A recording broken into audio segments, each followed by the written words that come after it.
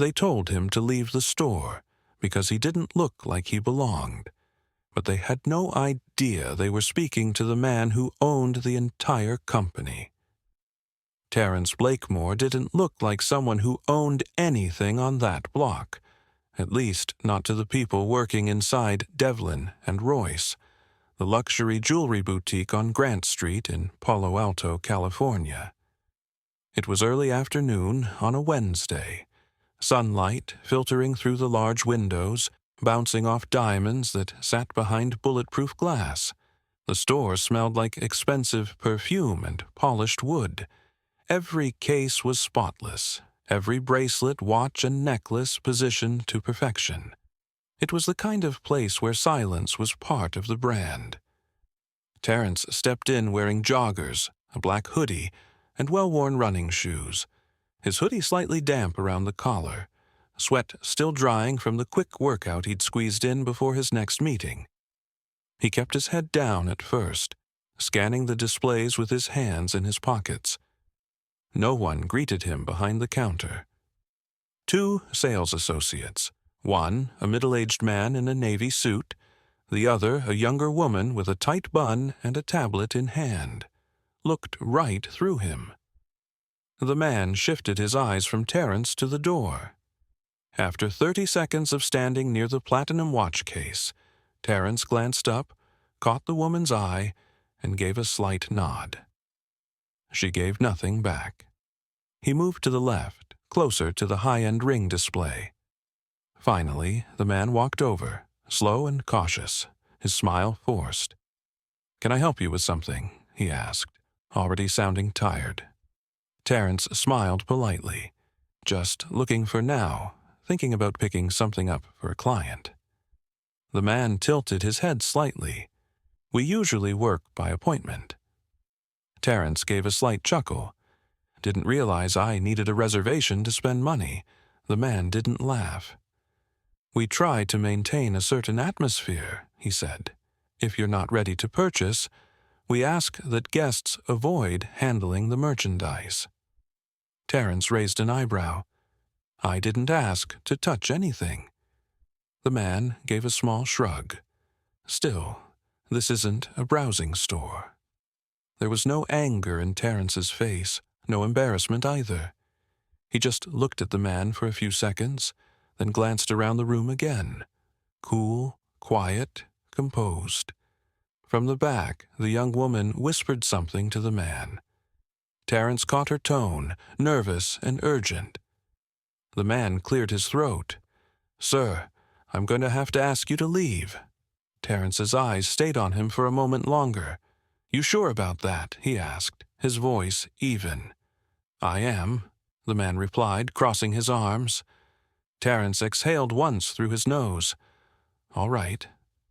He turned slowly, walked back out the glass doors and let them close behind him. No shouting, no scene, just silence. He stepped outside into the California light, reached into his pocket, and pulled out his phone. One tap, then another. "Yeah," he said into the speaker. "Tell Warren to meet me at the store. Don't bring the car around yet. Give me 20. He ended the call and leaned against the parking meter just outside the shop for a second. His face fell blank, not angry, not hurt, just tired. This wasn't the first time something like this had happened, but this time was different because he wasn't just a black man being denied entry to a luxury store. He was the owner of it. But that wasn't the part that would sting the most, for them or for him. Warren showed up 12 minutes later, walking fast, blazer flapping behind him, Bluetooth still in his ear. He paused when he saw Terence leaning casually against the meter, sipping a green juice he'd grabbed from the corner store while waiting. "They really did it, huh?" Warren asked, blinking in disbelief. Terence nodded once. "Whole thing, from top to bottom." "Did they ask your name?" "Nope." "Did you tell them who you were?" Terence gave him a look. "You think I should have?" Warren shook his head. "Not your job to teach grown folks how to treat people." Terence didn't respond right away. He tossed the empty juice bottle into a nearby recycling bin and straightened up. "Let's go," he said. They walked side by side across the sidewalk and back through the glass doors of Devlin and Royce. This time, the motion sensors triggered a soft chime. The air inside was cooler now, or maybe it just felt that way. The same two employees were still there, mid-conversation, laughing about something that faded quickly when they saw Terence walk back in, this time with a man in slacks and a sport coat, a small silver pin on his lapel. Warren carried himself like someone used to giving orders, even when silent. "Can I help you?" the younger woman began. Warren cut in. "You're Jennifer, right?" She blinked. "Yes." "And you must be Mr. Coyle," he said to the man who looked confused. "Yeah, that's me. I'm Warren Tate, Director of Operations for Blake Marenko." Jennifer's mouth opened slightly. Mr. Coyle froze. Terence stepped forward. "I'm Terence Blakemore," he said calmly. "You work for me." Mr. Coyle's eyes flicked from Terence to Warren, then back again. His posture shrank by the second. Terence didn't raise his voice, didn't even look angry. "I own this location," he said, "and the brand above the door." Jennifer looked down at the tablet she was still holding. "We didn't know," she said. Terence interrupted her gently. "No, you didn't. And that's kind of the problem." Coyle opened his mouth to say something, but stopped. "You assumed I didn't belong here," Terence continued. "You didn't ask questions. You just made a decision. I thought—" Coyle started. "You thought I looked like someone who didn't have money to spend," Terence said. "And even if I didn't, this store isn't built on deciding who looks rich enough to be treated with respect." Warren leaned against the display case. "We'll be holding a full review of staff interactions across all stores next quarter, starting today." Coyle looked pale. "I didn't mean to offend." "You did," Terence said. "You just didn't expect consequences." The room went quiet. Jennifer stood stiff behind the counter, lips pressed tight. Terence looked around at the walls, the glass, the merchandise. His merchandise. "It's funny," he said. "I spent most of my life working so I could walk into places like this and not get followed. I finally bought one, and I still couldn't make it past the second case." Warren gave a low sigh. "You want to talk in the back?" Terence shook his head. "No, let's keep it right here. I want them to hear this." He turned back to Coyle. "You judged me on the wrong scale," he said. "And the truth is, I don't care about your apology. I care that this happens every day to people who don't have the platform to push back." He let the words hang for a moment, but Terence wasn't done, not yet. He had more to say, and they were going to hear every word. Terence didn't ask anyone to sit down. He didn't need a conference table or a prepared statement. The jewelry sparkled behind the glass, but the air had shifted. No one was browsing. The door stayed shut. Even the security guard had stepped a little closer, uncertain whether he should speak or just observe. Jennifer's hands were clasped tightly behind her back. Mr. Coyle looked like he wanted to disappear. Terence took 2 steps toward the counter. "Let me tell you a little about myself," he said, not with pride, but the way someone might open a drawer and show you a photo from the past. "I grew up in East Oakland. My mom worked 2 jobs, sometimes 3. I didn't get my first real suit until I was 26. Even then, it was second-hand, and I had to teach myself how to tie a tie using a mirror and a YouTube video." Jennifer blinked. Her fingers twitched. Terence glanced at her.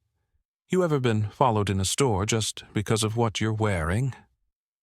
She didn't respond. He looked at Coyle. You ever walk into a room and know, before you speak, that your voice won't carry the same weight as the guy standing next to you? Coyle shook his head once, almost ashamed. Didn't think so, Terence continued. What happened today isn't about me being upset because I wasn't recognized. I don't need that. I came in here today not as a test, but just to feel the energy. That's all. And you showed me everything I needed to know. Warren remained silent, arms folded, eyes on every reaction. This was Terence's moment, and he knew how to let him work. You judged me the moment I walked in that door, Terence said, not based on my tone, not based on my intent, but based on the cut of my hoodie. Jennifer opened her mouth to speak, but he stopped her with a small wave of his hand. I'm not angry, he said, but I am disappointed, because I bet if I came in here wearing a Rolex and a tailored jacket, you would have offered me champagne. The security guard, a young guy named Felipe, who'd kept his distance so far, stepped forward slightly. Mr. Blakemore, I just want to say I'm sorry, sir. I didn't know either. Terence nodded. I appreciate that, Felipe, and I mean it. But this isn't just about who knows what. It's about what people assume when they don't know. Coyle glanced nervously at Warren. What happens now? Terence didn't answer right away. He looked down at a ring case filled with platinum bands, then back up. Now, he said slowly, now you listen. Coyle swallowed. You listen to the fact that luxury doesn't have a face, wealth doesn't walk in looking one way, and respect doesn't start at a price point. Jennifer's eyes began to water just slightly. She looked like she'd seen her reflection and didn't recognize it. This brand, my brand, was built on the backs of people who were overlooked, Terence said, people who had vision but no invitation, people who had taste but no access. He stepped closer. Devlin and Royce was known for exclusivity.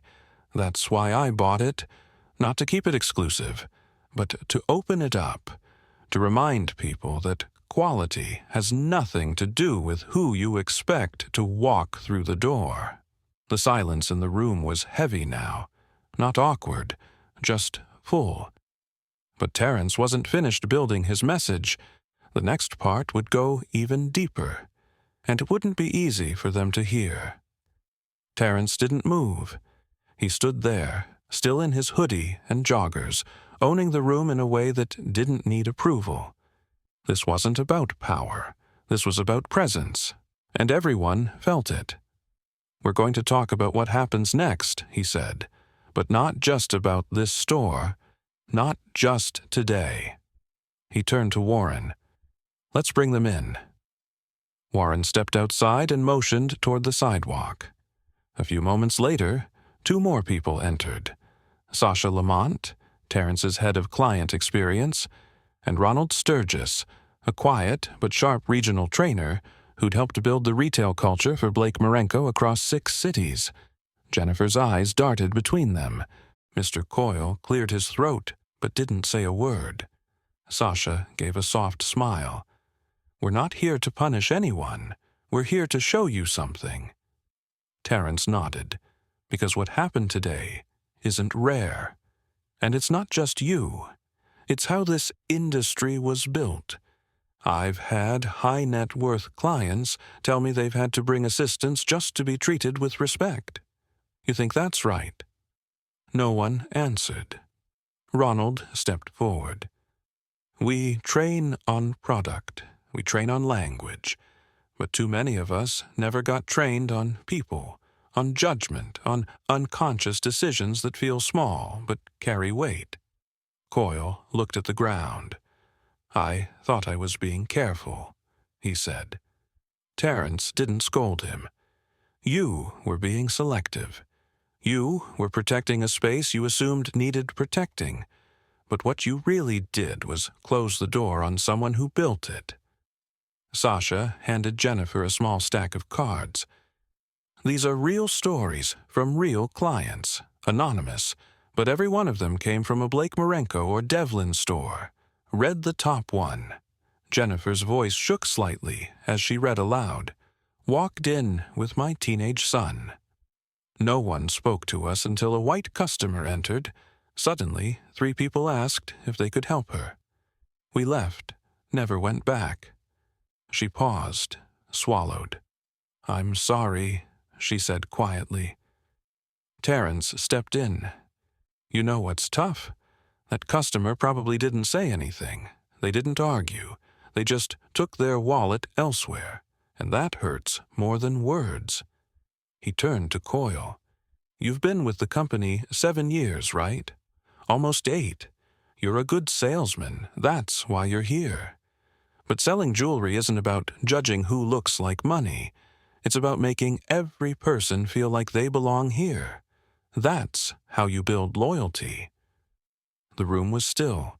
The sound of a delivery truck passed outside, but no one looked. Jennifer blinked back another tear.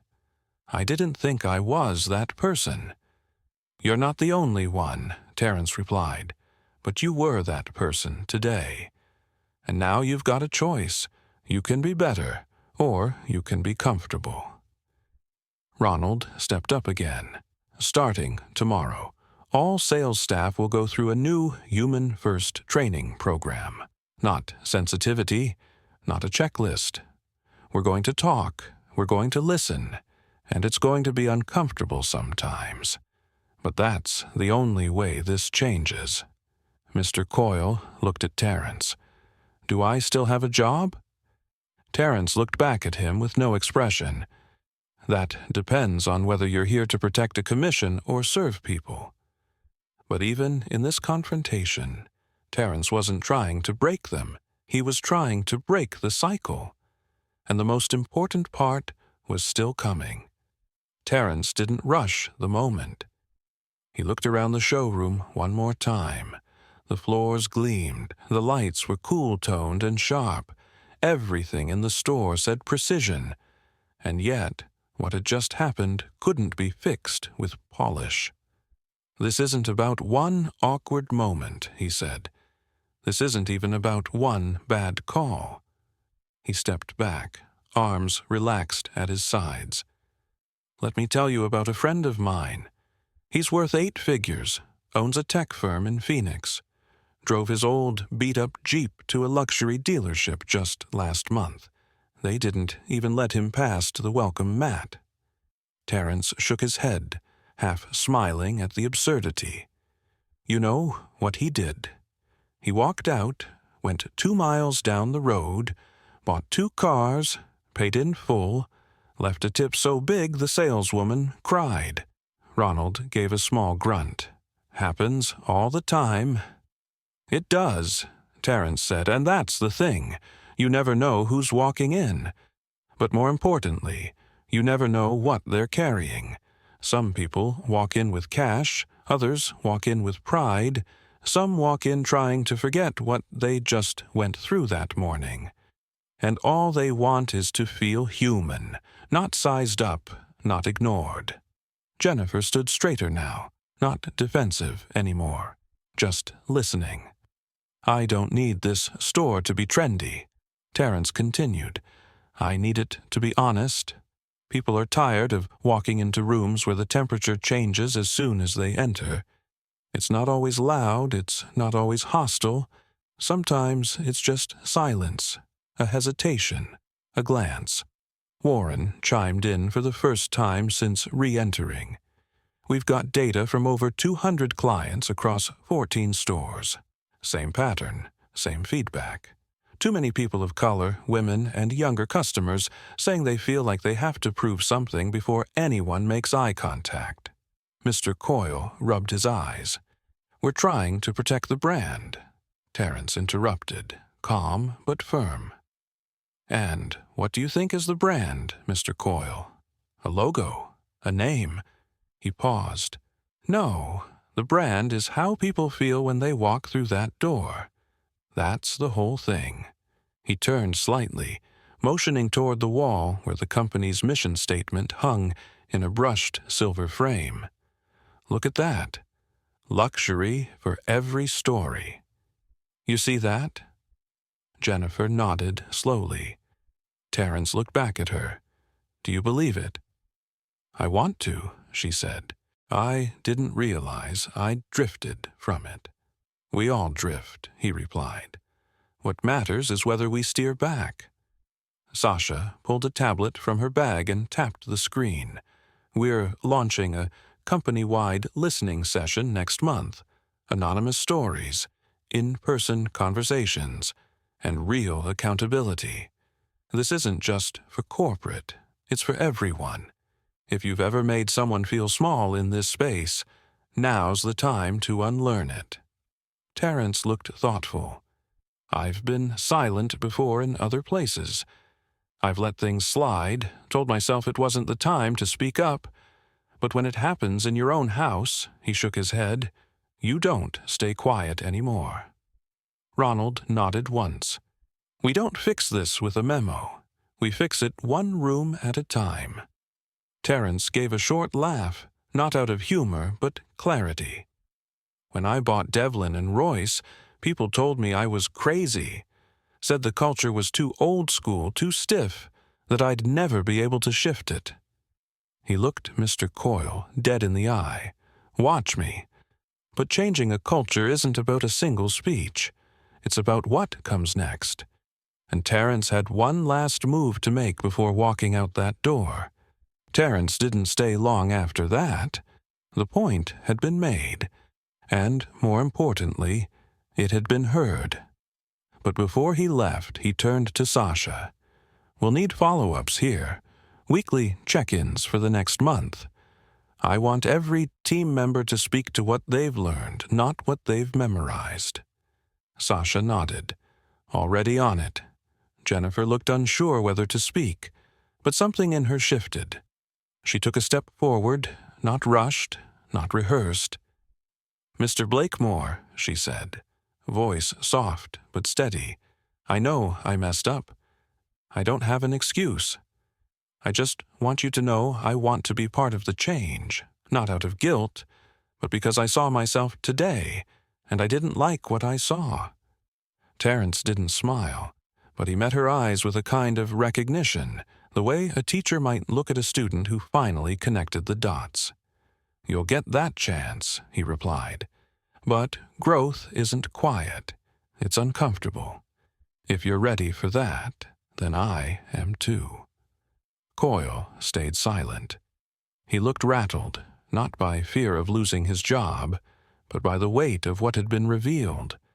He'd been doing this for years, treating people like risk assessments instead of individuals, and now it had caught up with him. Warren looked over. Mr. Coyle, a decision will be made within the week. In the meantime, you're on leave with pay. But that time isn't for rest. It's for reflection. You're going to write up your version of today, everything you thought, everything you did, and what it taught you. If we believe it's honest, you'll be back. If not, we'll move on. Coyle nodded quietly. No defense, no anger, just a man who'd been forced to look at himself through a different lens. Terence turned to the security guard. Felipe, right? Yes, sir. I appreciated what you said earlier. That matters. Keep speaking up, even when it's not your job. Felipe looked surprised. I will, sir. Thank you.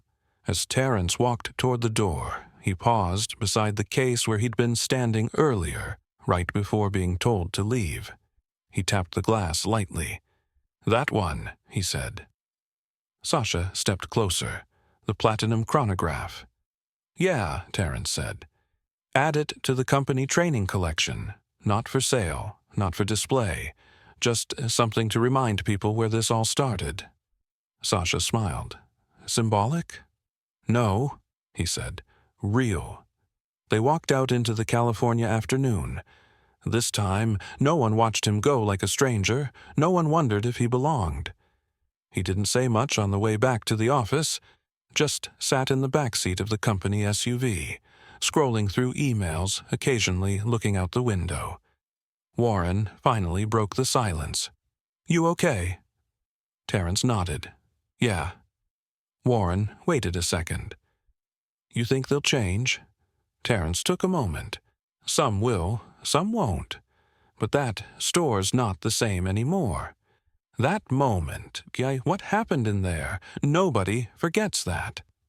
They pulled into the parking garage under the Blake Marenko headquarters. The elevator doors closed. Terence looked at his reflection in the metal paneling. "I used to think the goal was to be recognized," he said. "But now I think the goal is to be respected, even when you're invisible." But before this story ended, Terence wanted to make sure the lesson didn't just stay inside four walls. He wanted to say something to the people watching, the ones who've been through it too. There are some moments in life you don't plan for, but they stick with you, not because of how loud they are, but because of what they reveal. For Terence Blakemore, that afternoon inside his own store wasn't about ego. It wasn't even about the insult. It was about the quiet truth so many people live with, being judged before you've even opened your mouth. Later that evening, Terence sat alone in his office.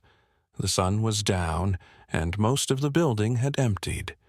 He had the lights low, the city humming quietly outside the window. He scrolled through old notes, design drafts from the early days when he was just sketching logos on napkins between shifts. He remembered all of it. The way security used to tail him at department stores, the job interviews where they looked shocked when he walked in, the silent elevator rides where no one made eye contact.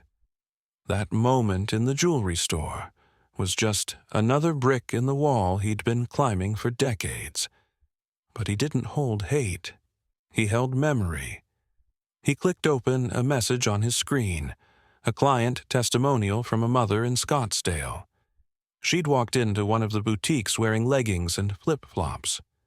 She wrote, "No one looked twice at me, except one young man who asked how my day was going and if I needed help. I told him I wasn't shopping, just waiting for my daughter. He smiled and said I was still welcome. I cried in the car on the way home because I'm not used to being treated like that." That's what it was about, not turning tables, not getting even, but setting a new standard. Because people don't remember every product. They remember how you made them feel. And if how someone looks still decides how they're treated, then there's still work to do. Terence leaned back in his chair, arms crossed over his chest. "You know," he said out loud to no one, "some folks think success means you stop hearing the noise. But really, it just means you're finally in a place to answer it." He sat quietly for a minute, then added, "And I don't plan on staying quiet." This story isn't just about Terence. It's about all the people who've walked into rooms where their worth was measured before they even spoke. It's about every moment someone felt small because of someone else's narrow view. So here's the truth, plain and simple. Respect should never come with conditions. It shouldn't depend on your shoes, your jacket, your skin, your silence. You deserve to be seen for who you are, not for what someone expects you to be. And if you've ever been dismissed, overlooked, talked over, don't let that shape you. Let it sharpen you. Let it push you to build the space they wouldn't give you, just like Terence did. We all play a part in this, whether you're behind the counter or standing on the other side of it. So next time someone walks into your life, your store, your office, pause, check yourself, then ask, am I seeing this person, or am I just seeing what I expect? That question might just change everything. If this story made you feel something, share it. Someone out there needs to hear it. And if you haven't already, subscribe. These are the stories that don't always make headlines, but they make a difference